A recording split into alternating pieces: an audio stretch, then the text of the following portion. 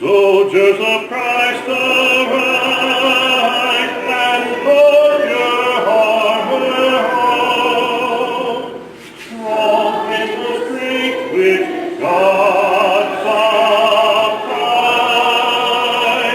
Strong in the strength which God supplies through His beloved Son. Strong in the Lord.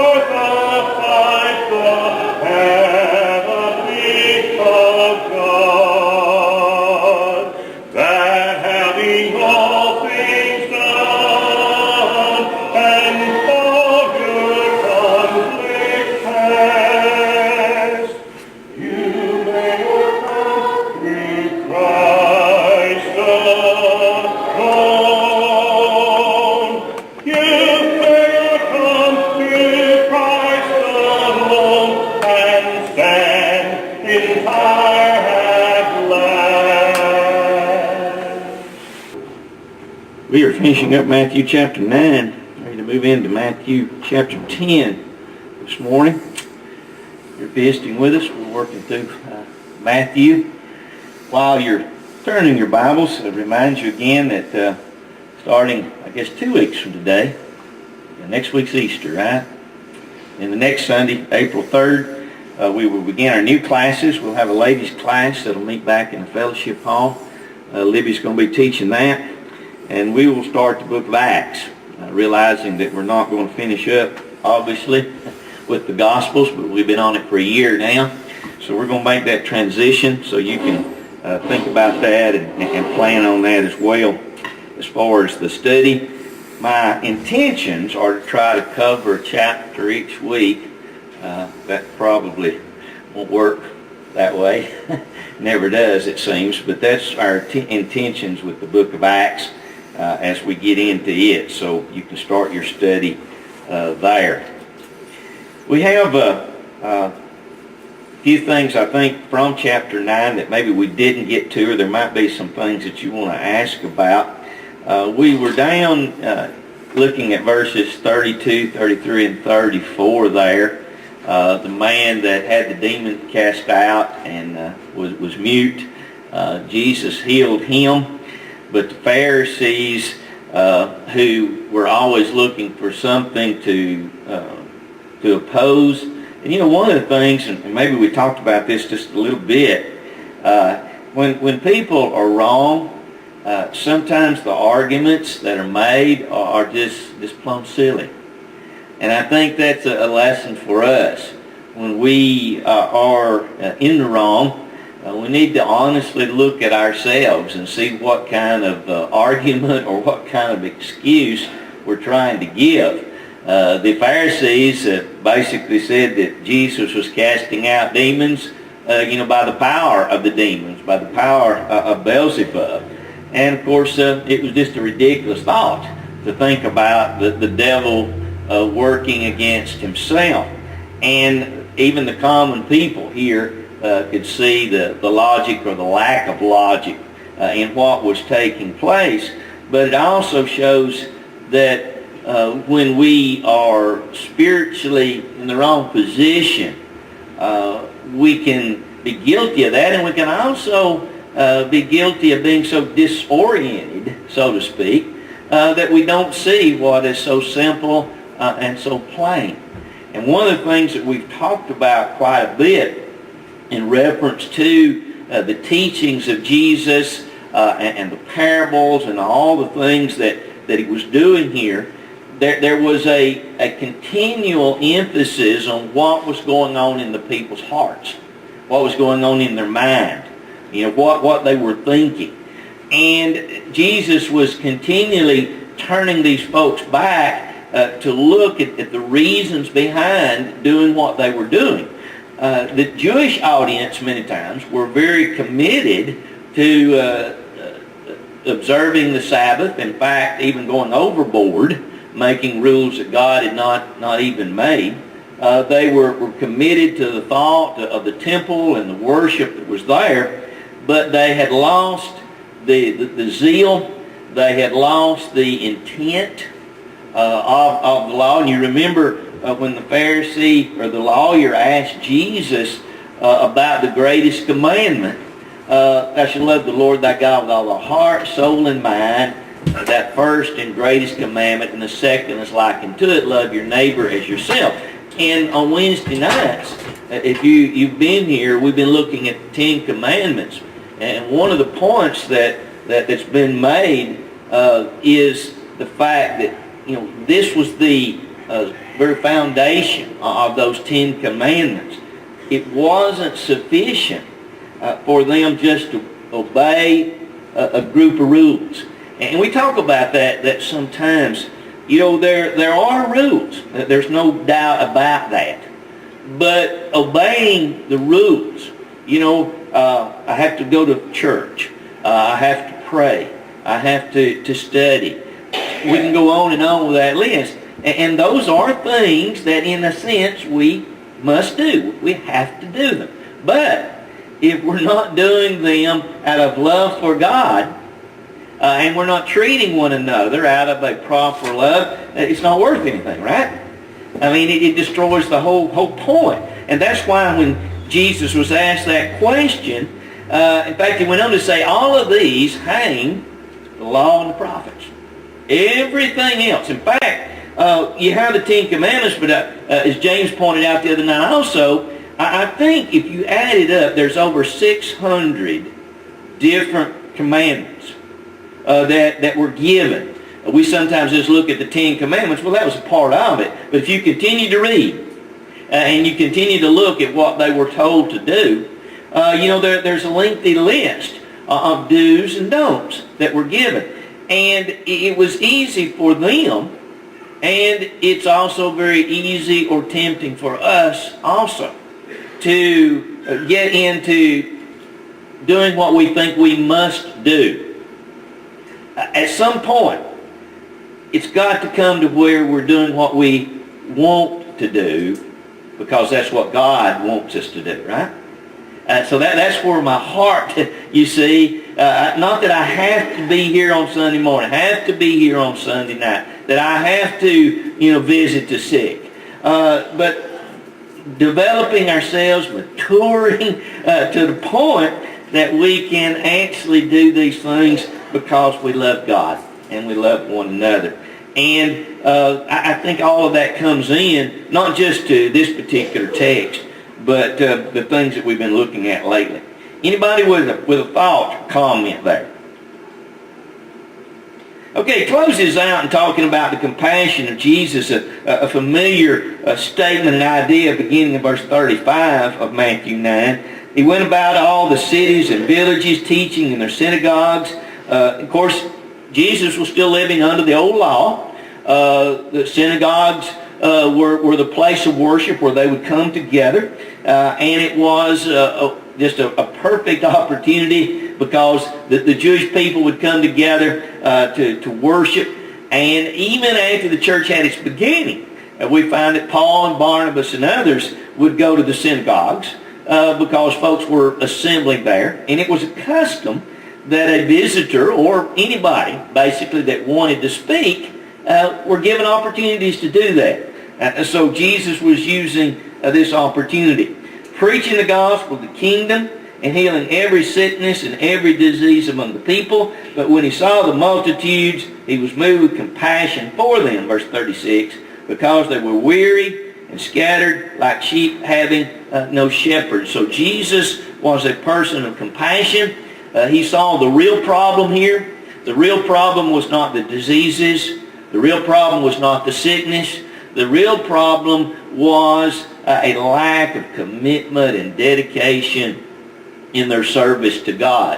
And it had become even a wearisome thing for them.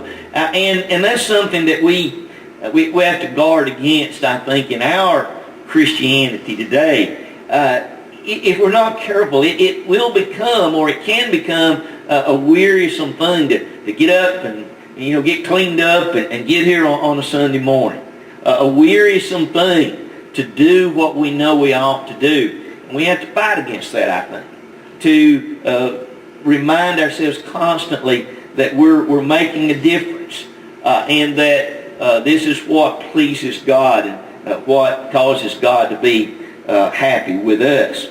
Then he said to his disciples, out of him seeing the multitude, seeing them scattered like a sheep with no shepherd, he said, the harvest truly is plentiful, but the laborers are few.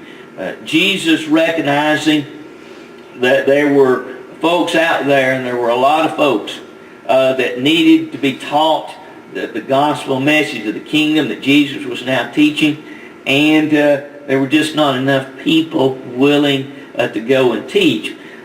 This is pretty much what we're going to talk about in our sermon this morning as we think about evangelism.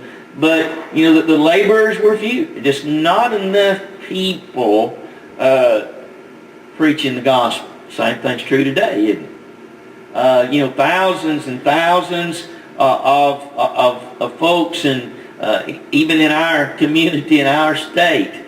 But across this old world, the billions of people, and yet very few workers and teachers teaching the gospel, and not enough of us in our local community doing that either. We're so preoccupied with other things that we're not inviting folks to church. We're not talking to folks about Jesus to the degree that we ought. And it's not a new problem. Even when Jesus was here, there were just not enough laborers in the vineyard. The same thing is true today. He says, therefore, because of not enough laborers, pray the Lord for the harvest to send out laborers unto his harvest. And then he's going to come out of this in chapter 10 and talk about the apostles and their duties or their responsibilities or their selection. Anybody with a thought there? Okay, let's look at this particular section in chapter 10. You have other lists of these apostles. You'll probably notice that some of the names will be different. Most, it seems, folks of this day had more than one name. They would maybe have a Greek name, that have a Jewish name, maybe an Aramaic name. Peter was called what else? Simon? And what? Cephas? Yeah. So at least three, right? Three different names. And you remember Jesus, when he first met him, changed his name a little bit. Matthew was also called Levi. Yeah, Matthew was Levi. Who else? Thaddeus. Is Thaddeus the same as Bartholomew? One or the other. Anyway, you'll find some different names there a little bit, and it's not a contradiction. It's simply that depending on who was talking or who was addressing them in reference to what they were called. But it's interesting. It says, and when he had called his 12 disciples to them, he didn't refer to them as apostles, but as disciples. What's the definition of a disciple? Follower, learner, I think, is the idea. What's the definition of an apostle? What?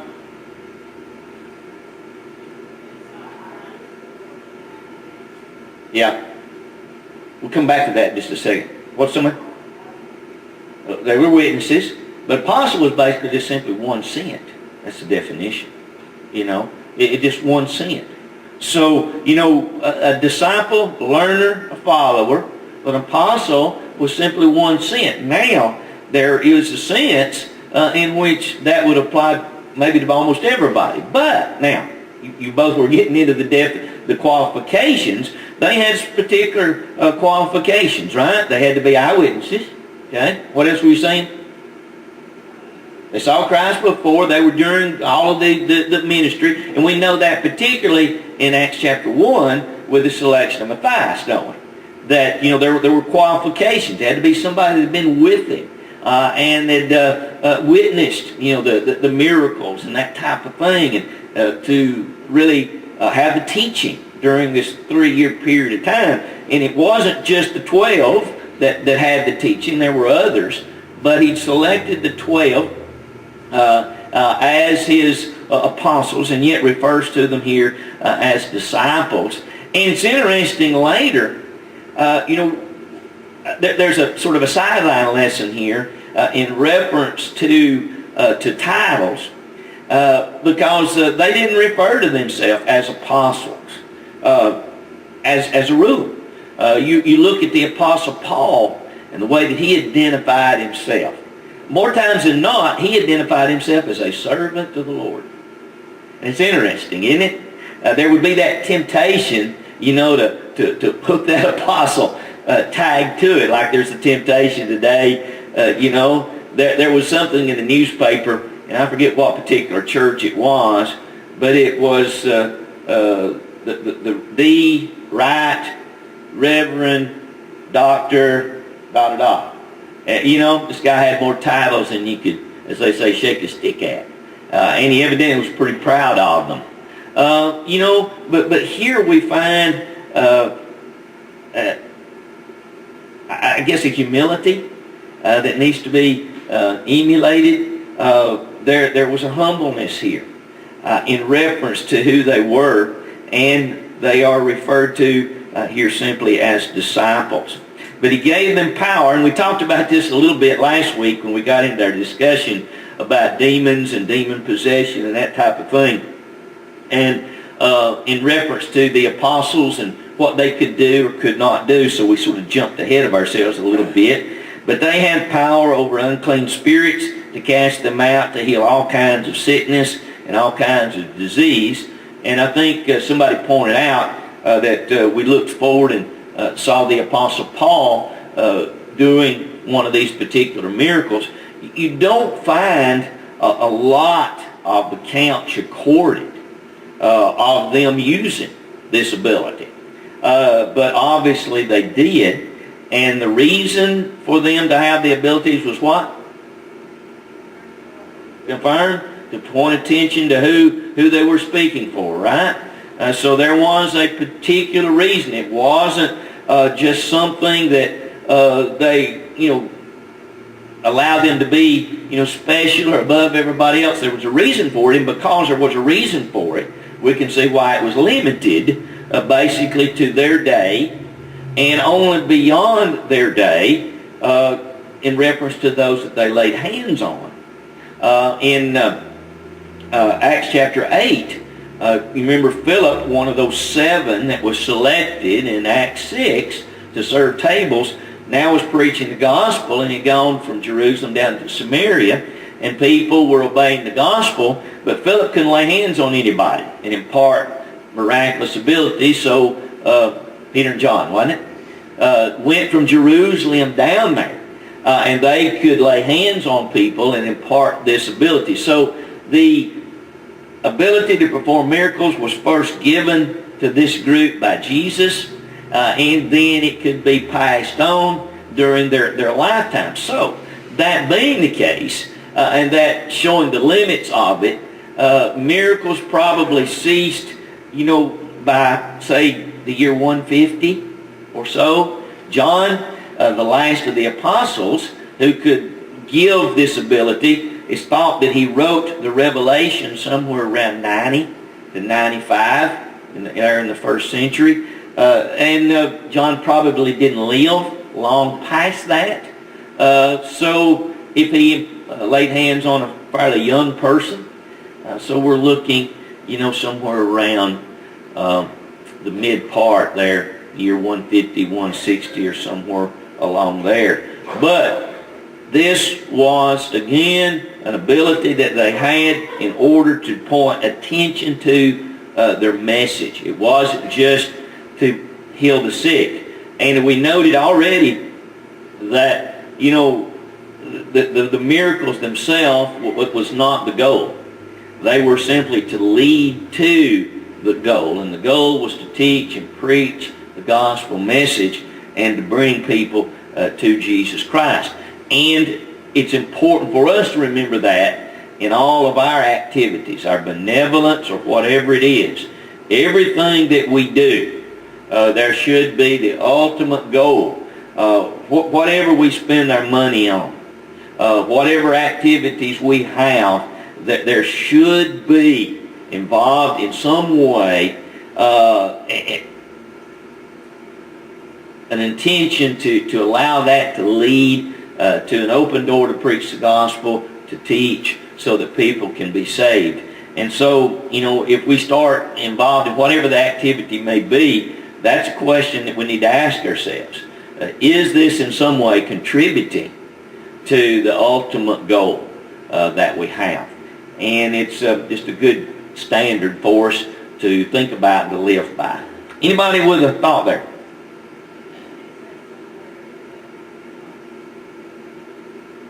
That God what?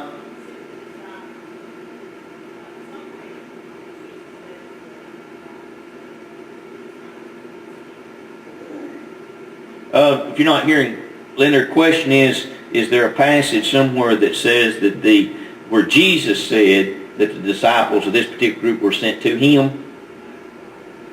I don't know. Does anybody know? Or think of anything? There's a good research question then. As you can see. In prayer?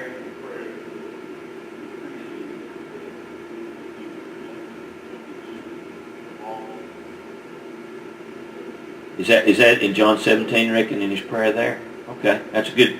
Okay? So, sounds like you're correct. But sort of look for that and see what you can come up with. That's one of these good things with some of you got sitting there with your iPads or whatever and the technology. You can find this stuff pretty quickly. Okay? It's interesting now when he starts giving the names in verse 2, and he lists them. The order doesn't seem to be of any real consequence. We know that there were, later the inner three, Peter, James, and John, were closer to Jesus. John is referred to as one that he loved. So John may have been closer to Jesus than all of the others.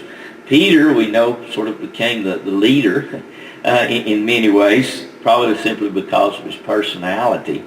But they are listed here, and we know that, as he states here, Peter and Andrew were brothers. James and John were brothers, so two sets of brothers involved. We also know that they were fishermen. That was their occupation, way of making a living, and evidently worked together, coordinating their efforts there on the Sea of Galilee. They all lived in the Capernaum greater area there of the Sea of Galilee. Then it's got Philip and Bartholomew. One of the things that's curious too about this list is there's some of these that basically almost nothing is said about as far as their work and what they did. We, I think, can confidently say that they were all involved in all the different works that were done. We just don't have it recorded. Again, the attention is not pointed towards the activities or the success of a particular individual, but the emphasis is on the work that was done. Again, the preaching and the teaching of the gospel. And again, I think there's a lesson for us today in reference to our work. Our work, what does he say about us being, lights in Matthew chapter 5? we're to let our lights so shine before men that they might see what? Our good works, and then do what? Glorify who? Glorify God. Not me, not you. You probably heard preachers say that we should, hide as it were behind the cross. And I think it's a good way of expressing the idea that, it's not our notoriety, it's not our name, but it is to get the name of Christ out there. And if we can do that and hide ourselves, then we've accomplished what we need to accomplish. So, why do we visit? It's not because people are going to brag on us. Now, that type of thing is not unimportant. We need to encourage one another. We need to pat one another on the back. We need to hug one another and encourage good works. It's good to have words of appreciation for things that you've done. And yet that's not the goal, right? The goal is to draw attention to Jesus Christ, to draw attention to God. In the selection of these 12 that Jesus was going to leave behind, and the Holy Spirit was going to come and direct and guide them and help them in what they were to teach and what they were to preach, but they were simply a means to the end as well, to establish what needed to be established during their lifetimes. And it was not to set them up here on a pedestal as apostles, but they were simply disciples that had a special duty or responsibility, and that also was simply to draw attention to Jesus Christ. It's also interesting, I think, when you think about these individuals and their character. And it tells us something, I think, about the life that Jesus lived. His life was not something that would, you say, well, they come in and we'll make a movie out of this. I know they've made movies. But, poor, carpenter, Nazareth, which didn't have a good reputation, Nobody wanted to be from Nazareth. Jesus, after leaving the home of his parents, never had a home, didn't have money, And when you look at the apostles, you see much the same. Simon Peter, he was outspoken. Not only would he put his foot in his mouth occasionally, he'd put the whole leg in. And he had a temper. Also it seems, now we know James and John did, because they were referred to as what? Sons of thunder. So, that idea, that they were fiery. They were the ones that would call down fire from heaven. Hey, these folks are being disrespectful, and these folks are not listening, so let's just burn them up, be done with them. Simon, outspoken, fiery, quick to speak.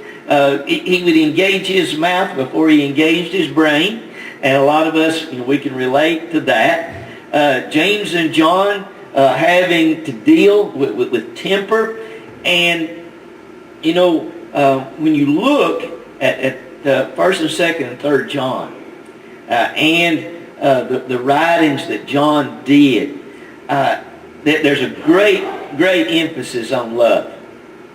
And I think that, this is coming from a person that really battled temper and a fieriness. He learned, didn't he? He learned to control it, and he learned to channel it. And you find, the maturity there. You see the writings of Peter. Peter did a lot of changing as well, didn't he?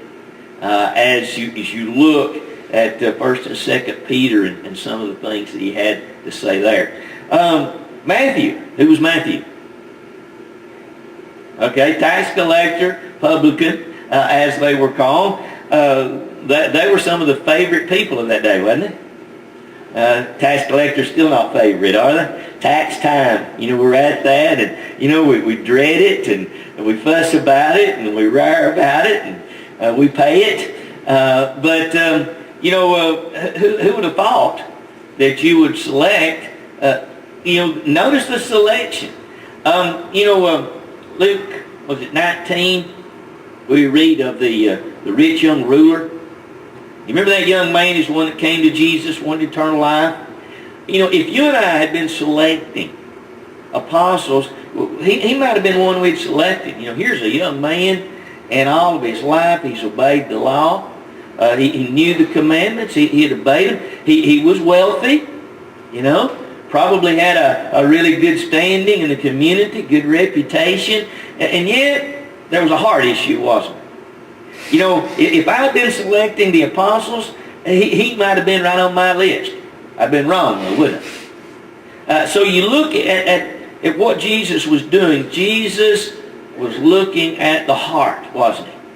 And he knew that even though Matthew was doing a job that particularly the Jewish people despised and hated, he knew Matthew's heart. And then there's Simon the Zealot. Who were the zealots? They were the terrorists of that day. That's who they were. They were the terrorists. Their reputation, they took it, and they believed in stoning folks, to the nth degree. They're the ones that just hang them high. They went beyond the law many times. So referred to as those that were overzealous.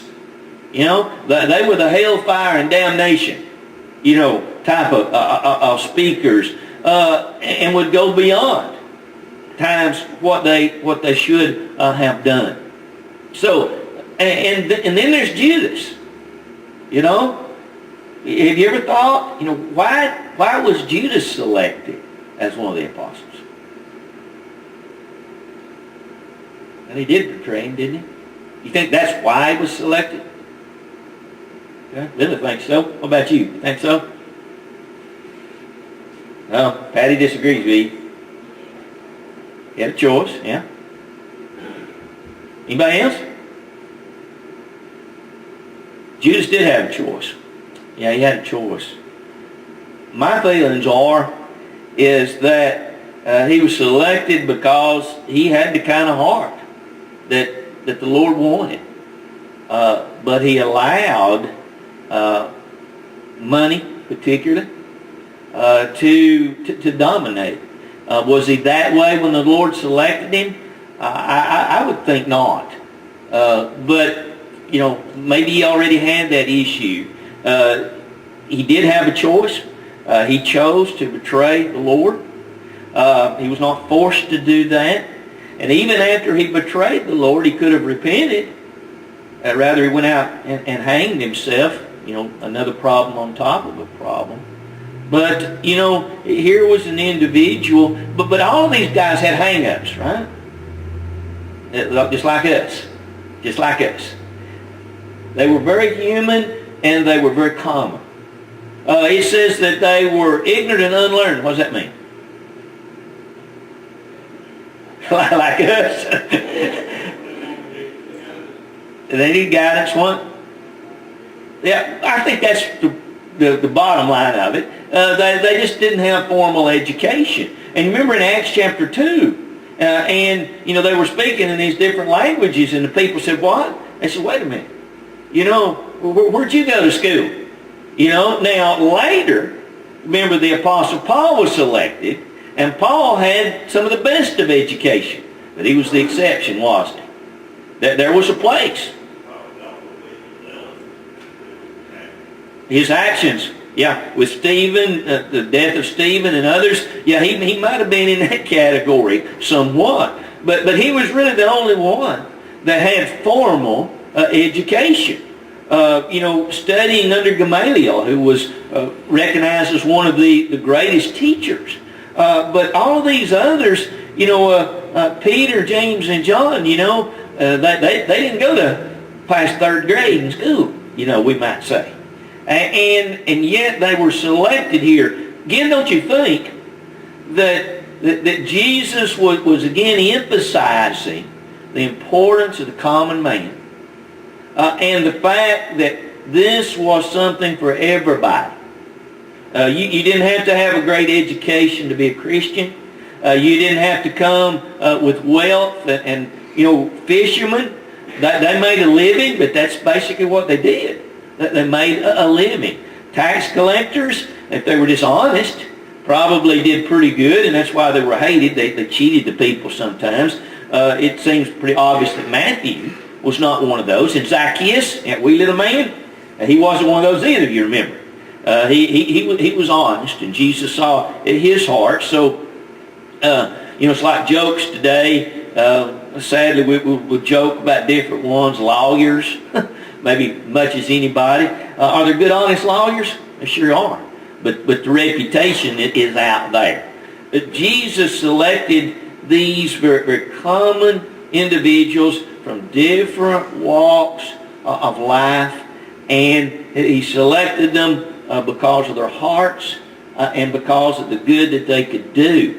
And we see that Judas obviously went in the wrong direction. But these others, that they dealt with their issues, they matured, they grew, and we can see the development in them, particularly with Peter and John and their writings. And we see in the Apostle Paul one of the greatest examples of somebody changing religion and being so sure, and so committed, and so dedicated to what he believed was right, but he was dead wrong.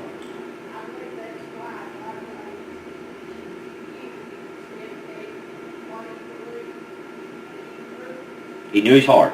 He knew his heart. And there's a lesson for us today. A lot of folks, could care less about religion today.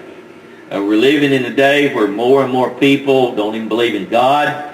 This book doesn't mean anything. To you and me, it's precious. But are there people out there that are very honest with good hearts? Yes. There are people in this church and that church. There are people that are unchurched that have good hearts. Those are the people that we've got to be looking for and searching for. And realize that I can't read your heart. And I can't read theirs. We don't know. Because if you was looking for an apostle like Paul or Saul, none of us would have selected that guy, right? Nobody. Even Ananias, the Lord had to convince him. Ananias said, Lord, my translation, Ananias said to the Lord, what in the world are you thinking? This guy's killing folks. That's why he's here. And you want me to go down here and talk to him? To Ananias' credit, Ananias went. But we wouldn't have selected him. This guy's killing Christians. Just the thoughts that he would change and start preaching it, but he did, and he did it in a matter of days. The Lord knew his heart. There are people in our community who have that type of heart. There's people out there. We have got to not be guilty of judging and Xing people off. We've got to extend the invitation. We've got to bring the subject up. And I think that all of us would be amazed at those that are receptive. Yeah, you may go through a dozen people that are not. You may go through somebody that, would even be rude to you. But there are those that are out there. Any final comment? We've run out of time. John 17:6. So it is in the Lord's Prayer. Okay?